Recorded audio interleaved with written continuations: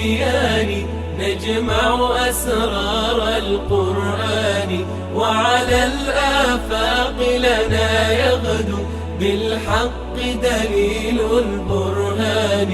جاءت بكتاب مسطور يدعونا لطريق النور ما بين خيال وشعور نبحر في فكر الوجدان. بسم اللہ والحمد للہ والصلاة والسلام علی رسول اللہ وبعد. ہمارے محترم حفاظ کرام، قراء عظام، تراویح پڑھانے والے احباب، السلام علیکم ورحمۃ اللہ وبرکاتہ. آج کا موضوع نہایت اہم ہے، جس میں ہم آپ کو تراویح کی تیاری کا طریقہ بتائیں گے. آج کے موضوع کو ہم نے 3 حصوں میں تقسیم کیا ہے. پہلا حصہ سحری تا افطاری، دوسرا حصہ افطاری تا تراویح، اور تیسرا حصہ تراویح کے درمیان. تینوں حصوں میں کیا طرز عمل اختیار کیا جائے کہ تراویح عمدہ سے عمدہ ہو جائے. تو آئیے پہلے حصے کی طرف کہ سحری تا افطاری آپ کو کیا کرنا چاہیے. دیکھیے، سب سے پہلی جو چیز ہے وہ تو یہ ہے کہ آپ منزل یاد کریں. منزل یاد کرنے کا کیا طریقہ ہے؟ 2 میں سے کوئی ایک طریقہ آپ اختیار کر لیں. یا تو آپ خود دہرائیں، اور اگر آپ خود دہراتے ہیں اور منزل یاد ہو جاتی ہے تو بہت اچھی بات ہے. اور اگر آپ چاہتے ہیں کہ کسی کو ہم سنائیں تو اس سے منزل میں پختگی زیادہ آتی ہے. بہرحال دونوں طریقے ہی بہت مفید ہیں. خود انسان دہرا لے یا کسی کو سنائے، دور کر لے اس کے ساتھ، تاکہ سنت بھی پوری ہو جائے رسول کریم صلی اللہ علیہ وسلم کی رمضان المبارک میں جو دور فرمایا کرتے تھے. لیکن دونوں طریقوں میں 2 چیزوں کا خیال رکھے. پہلی بات تو یہ کہ آواز آہستہ رکھے. درمیانی سے بھی نیچے آواز کا والیوم ہونا چاہیے. اگر آپ نے آواز کو بلند کر دیا، تیز آواز سے پڑھنا شروع کر دیا، تو آپ یاد رکھیے آپ کا گلا بیٹھ جائے گا، آواز خراب ہو جائے گی، اور رات کو آپ قرآن کریم نہیں سنا سکیں گے. اور دوسری بات یہ ہے کہ آپ جو منزل یاد کریں تو ایک مرتبہ نہ یاد کر لیں، وقفے سے یاد کریں. مثلا فجر کے بعد آپ نے ایک مرتبہ دہرا لیا، بس اب آپ چھوڑ دیں اس کو. اب آپ ظہر کے بعد اسے ایک دفعہ اور دہرا لیں، پھر چھوڑ دیں. عصر کے بعد ایک دفعہ دہرا لیں، پھر چھوڑ دیں. مغرب کے بعد وقت ملتا ہے دہرانے کا، دہرا لیں، پھر چھوڑ دیں. بیچ میں درمیان میں آپ کو وقت ملتا ہے، آپ دہرائیں اور چھوڑیں. اس طرح جو لوگ بیٹھ جاتے ہیں نا کہ ایک ہی مرتبہ لے کے بیٹھ جاتے اور 5-6 گھنٹوں تک اس کو یاد کرتے رہتے ہیں، ان کے ذہن پر بھی بوجھ آتا ہے، ان کا گلا بھی خراب ہوتا ہے، ٹینشن میں مبتلا ہوتے ہیں، کام ایک مرتبہ ہوا بھی نہیں کرتا. وقفے سے کام جو ہوتا ہے اس میں پختگی بھی آتی ہے، ٹینشن بھی نہیں ہوتی، آرام بھی ملتا رہتا ہے. کچھ آرام بھی کریں، کچھ منزل بھی یاد کریں. اس طرح کرنے سے آپ کی منزل میں پختگی آئے گی. تیسری جو چیز ہے وہ ہے لسننگ، سماعت. جس پارے کی آپ نے تراویح سنانی ہے اس پارے کو آپ کسی اچھے قاری صاحب سے سن لیں. 3 قراء کے نام میں آپ کو بتاتا آیا ہوں.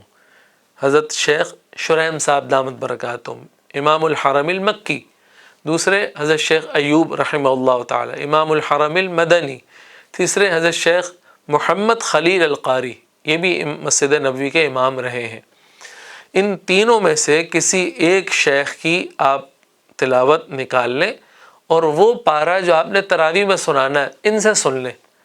لہجہ بھی کچھ دماغ میں آئے گا، کچھ پڑھنے کا ڈھنگ بھی آئے گا، شوق بھی پیدا ہوگا، سیکھنے کو بھی ملے گا. رمضان کے علاوہ تو ہم لوگ سیکھتے نہیں، وقت ہمیں ملتا نہیں ہے. رمضان میں تو کم از کم اس کورس کو ہم پورا کریں. چوتھی جو چیز ہے، اگر وہ ہو جائے تو پھر تو نور علی نور ہے. وہ یہ کہ جس پارے کا آپ نے آج تراویح میں اجرا کرنا ہے، تراویح سنانی ہے، اس پارے کا ترجمہ آپ آسان ترجمہ قرآن حضرت شیخ الاسلام حضرت والا حضرت مولانا تقی عثمانی صاحب دامت برکاتہم سے دیکھ لیجئے اور پڑھ لیجئے. یا اگر آپ کو کسی اور تفسیر سے مناسبت ہے، تفسیر عثمانی سے ہے وغیرہ وغیرہ، تو وہاں سے آپ دیکھ لیجئے. تو یہ 4 کام آپ سحری سے لے کر افطاری تک پورے کر لیں. نمبر 1، خود یاد کر لیں. خود نہیں یاد کر سکتے، سنوا کے یاد ہوتا ہے تو کسی کو سنا لیجئے۔ نمبر 3 لسننگ کر لیجئے، سماعت کر لیجئے۔ نمبر 4 اس کا ترجمہ دیکھ لیجئے۔ مگر یہ سارے کام آپ کیسے کریں؟ نمبر 1 وقفے سے کریں، اکٹھے نہ کریں۔ نمبر 2 آہستہ اور دھیمی آواز سے کریں تاکہ رات تک کے لیے گلا ہم نے بچا کے رکھنا ہے۔ یہ 4 چیزیں سحری تا افطاری آپ کریں گے، آپ کی منزل کی گویا کہ تیاری ہو رہی ہے، اچھی تیاری ہو جائے گی۔ اب ہم آتے ہیں دوسرے حصے کی طرف۔ دوسرا حصہ کیا ہے؟ افطاری تا تراویح۔ اس کے اندر آپ 2 چیزوں کا خیال رکھیں۔ نمبر 1 افطاری اعتدال کے ساتھ کریں، نہ تو بہت کم کریں کہ صرف پانی پی لیا اور کھجور کھا لی اور فارغ ہو گئے کہ بھئی مجھے تراویح سنانی ہے، مجھے ہلکا رہنا چاہیے، تو ہلکے نہیں ہوں گے آپ، بالکل ہی زیرو ہو جائیں گے۔ تراویح میں زور لگتا ہے اور سارا دن کا روزہ بھی ہوتا ہے، تو کچھ نہ کچھ کھانا چاہیے۔ ہاں یہ ایک الگ بات ہے کہ اعتدال کے ساتھ کھانا چاہیے، یعنی کھٹا، ٹھنڈا اور ایسی مسالے دار چیزیں، آئلی تیل والی چیزوں سے پرہیز کرنا چاہیے۔ نہ تو بہت زیادہ کھائے افطاری میں اور نہ ہی بالکل صفر ہو جائے، بلکہ درمیانی چیز جو ہے وہ رکھے۔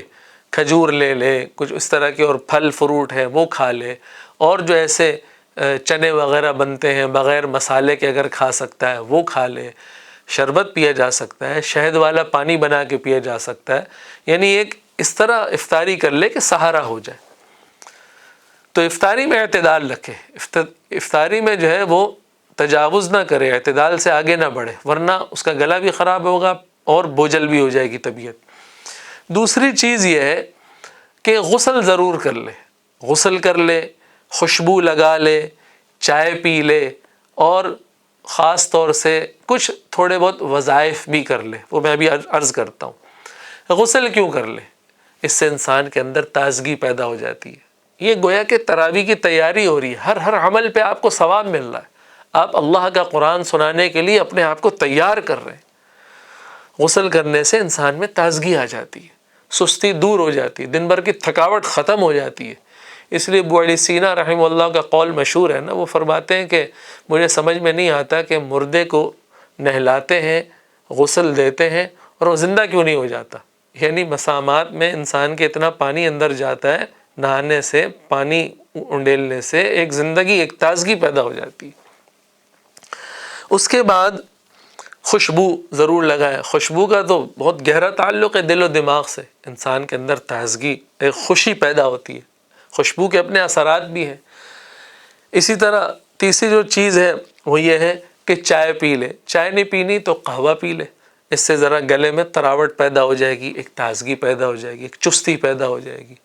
اور آخری چیز یہ ہے کہ کچھ وظائف کا استعمال کر لیں۔ وظائف میں اکثر کہا کرتا ہوں کہ 5 چیزوں کا اہتمام کریں: سورۃ الفاتحہ، آیت الکرسی، سورۃ الاخلاص، سورۃ الفلق، سورۃ الناس۔ یہ 5 صورتیں یا 5 چیزیں 11 مرتبہ تراویح سنانے سے پہلے پڑھ لے، اس طرح کہ اول آخر درود شریف ہو، اول آخر درود شریف بھی 11 مرتبہ، کوئی بھی درود شریف، اللہم صلی علی سیدنا و مولانا محمد وعلی آلہ وصحبہ وبارک وسلم، اور پھر یہ سورہ فاتحہ 11 مرتبہ، آیت الکرسی 11 مرتبہ، اخلاص، فلق، ناس، یہ 11 مرتبہ، آخر میں پھر درود شریف 11 مرتبہ پڑھ کر اپنے اوپر بھی دم کر لے اور پانی پر بھی دم کر لے اور اس کو پیتا رہے۔ اس سے انشاءاللہ تعالیٰ آپ دیکھیں گے کہ تراویح پڑھنے میں بہت نمایاں اور بہت واضح فرق آئے گا۔ اب ہم آتے ہیں تیسرے حصے کی طرف کہ تراویح کے درمیان طرز عمل کیا اختیار کریں۔ تو دیکھیے، سب سے پہلی جو چیز ہے وہ یہ ہے کہ پانی اپنے ساتھ آپ رکھیں اور ہر 4 رکعت میں لازمی پانی پئیں، چاہے آپ کو اشتہا ہو یا نہیں ہو، چاہے آپ کو پیاس لگے یا نہ لگے، تھوڑا پی لیں، 1 گھونٹ پئیں، لیکن پئیں ضرور، اس سے تازگی رہتی ہے۔ اور دوسری چیز ترویحہ ہے، ہر 4 رکعت کے بعد سستائیں ضرور۔ یہ صحابہ کرام کی بھی سنت ہے اور ہمارے اسلاف کی بھی سنت ہے، اور ایک آدمی سستا بھی لیتا ہے۔ ترویحہ کا معنی ہی راحت اور سستا لینا ہے، تھوڑا سا ذکر کا بھی موقع مل جاتا ہے، تھوڑا سا کچھ پانی پینے کا بھی موقع مل جاتا ہے، تو سستائے ضرور۔ اور درمیان میں تسبیح تراویح جیسے معروف و مشہور ہے وہ پڑھ لے، وہ نہیں پڑھنی، درود شریف پڑھ لے وہ نہیں پڑھنا، کوئی ذکر کر لے، مختلف چیزیں ہیں، کوئی ذکر کیا جا سکتا ہے، تھوڑا سا رکنا ہے، تھوڑا سا توقف کرنا ہے، وقفہ کرنا ہے۔ تیسری چیز سامع، سننے والا، منزل سننے والا، غلطیاں نکالنے والا ضرور اپنے پیچھے کھڑا کرے۔ اس میں ہمارے جو حفاظ ہیں نا وہ دل بہت چھوٹا کر لیتے، وہ یہ کہ ایک تو پیچھے کسی کو کھڑا نہیں ہونے دیتے، اگر کھڑا کر بھی لیں تو اس کو سمجھا دیتے ہیں، پوری پٹیاں پڑھاتے ہیں اس کو کہ بھائی پیچھے مجھے غلطی نہیں بتانا، یا بتانا تو بس اس طرح بتا دینا، اور اگر زیادہ غلطیاں آنے لگ جائیں تو بس ایک دو بتا دینا، زیادہ نہیں بتانا۔ یہ بددیانتی ہے، یہ قرآن کریم کے ساتھ بھی بددیانتی ہے کہ آپ غلط پڑھے جا رہے ہیں اور صحیح نہیں کرتے اس کو، اور لوگوں کے ساتھ بھی بددیانتی ہے کہ ان کا قرآن کریم غلط طور پر ختم کروا رہے ہیں، تو ختم تو نہ ہوا، ادھورا ختم ہوا۔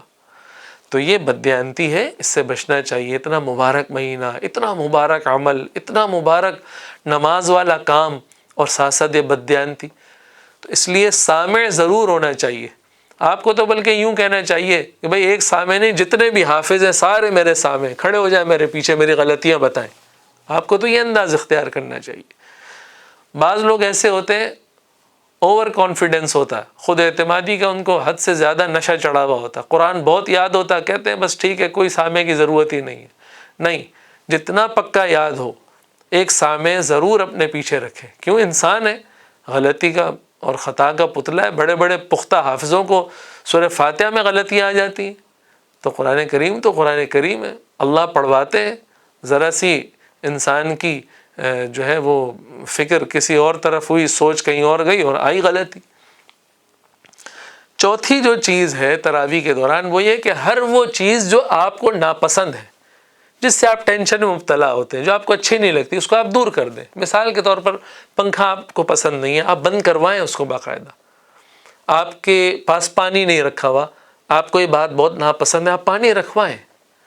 آپ کو ہر وہ چیز جو ناپسند ہے، آپ کو مصلی اچھا نہیں لگ رہا، نہیں پسند آ رہا، آپ اپنی پسند کا یا تو مصلی خود لے آئیں یا رکھوائیں۔ کیونکہ یہ جو چھوٹی چھوٹی چیزیں ہوتی ہیں نا، یہ انسان کو پریشان کرتی ہیں۔ کھڑکی آپ کھلی رکھوانا چاہتے ہیں اور بند ہے، آپ کھلوائیں، کیونکہ آپ اندر اندر کڑتے رہیں گے، اس کا اثر تلاوت پر جائے گا، اس کا اثر پیچھے سامعین پر جائے گا۔ اتنا بڑا پیچھے مجمع کھڑا ہوا ہے، اس کو آپ ساتھ لے کے کیوں نہیں چل رہے؟ تراویح ہو گئی، تلاوت ہو گئی، یہ نعت اور نظمیں لوگ پڑھتے ہیں، تقریر ہو گئی، ان سب کا بنیادی اصول یہ ہے کہ سامع اور خطیب، سامع اور قاری، سامع اور نظم اور نعت پڑھنے والا دونوں ایک ساتھ چل رہے ہوں۔ آپ تو چل رہے ہیں، کہیں کوڑ رہے ہیں کہ جناب وہ کھڑکی جو ہے وہ پتہ نہیں کیوں بند کر رکھی ہے لوگوں نے، مسجد والوں نے، اور آپ کا جو مقتدی ہے وہ کہیں اور جا رہا ہے، وہ کہہ رہا ہے پتہ نہیں آج کیا ہو گیا ہے، اس طرح پڑھ رہا ہے قاری صاحب، دل کر رہا ہے چھوڑ کے بھاگ جائیں۔ تو اس طرح ہر وہ چیز جو ناپسندیدہ ہے اس کو آپ بول کر ہٹوائیں، اور اس میں بالکل شرمائیں نہیں، محبت سے کہیں، پیار سے کہیں، آرام سے بات کریں اور اس چیز کو ہٹوائیں، تاکہ قرآن کریم آپ پوری بشاشت کے ساتھ پڑھ سکیں۔ یہ ہے تراویح کی تیاری کرنے کا طریقہ۔ اور آخر میں عرض کروں گا، سارا دن آپ یہ نیت رکھیں کہ یہ عمل میں اس لیے کر رہا ہوں کہ رات کو قرآن کریم اچھا سنا سکوں، تو آپ کو چائے پینے پہ بھی ثواب، آپ کو ایک ایک عمل کرنے پہ ثواب ملتا چلا جائے گا، نیکیوں کے ڈھیر لگ جائیں گے۔ نمبر 2، دعا ضرور کریں۔ دعا سے زیادہ طاقتور چیز کوئی نہیں ہے، اور ضروری نہیں ہاتھ اٹھا کے دعا کریں، آپ دل ہی دل میں اللہ سے مانگیں، یا اللہ آج قرآن اچھا پڑھوا دیجئے، یا اللہ میں تو بہت کمزور ہوں، میں نہیں پڑھ سکتا، یہ آپ کی کتاب ہے، آپ کا کلام ہے، آپ ہی پڑھوائیں گے، اگر آپ نے اچھا پڑھوا لیا تو میں پڑھ پاؤں گا، ورنہ میں تو بڑا کمزور ہوں، ضعیف ہوں۔ اس طرح آپ دعا دن میں جتنی مرتبہ کر سکتے ہیں کریں، اللہ تعالیٰ سننے والے ہیں، قبول فرمانے والے ہیں، اور آپ دیکھیں گے آپ سے کتنا خوبصورت قرآن کریم پڑھا جائے گا۔ یہ ہمارا آج کا آخری پروگرام کا حصہ تھا، امید ہے اس سے آپ فائدہ اٹھائیں گے۔ اور ایک آخر میں درخواست ہے کہ ہمیں بھی رمضان میں اپنی دعاؤں میں ضرور یاد رکھیے گا، خاص طور سے تراویح کے بعد کبھی یاد آ جائے تو نام لے کے دعا فرما دیں گے تو مجھ پر بڑا احسان عظیم ہوگا آپ حضرات کا۔ السلام علیکم ورحمۃ اللہ وبرکاتہ۔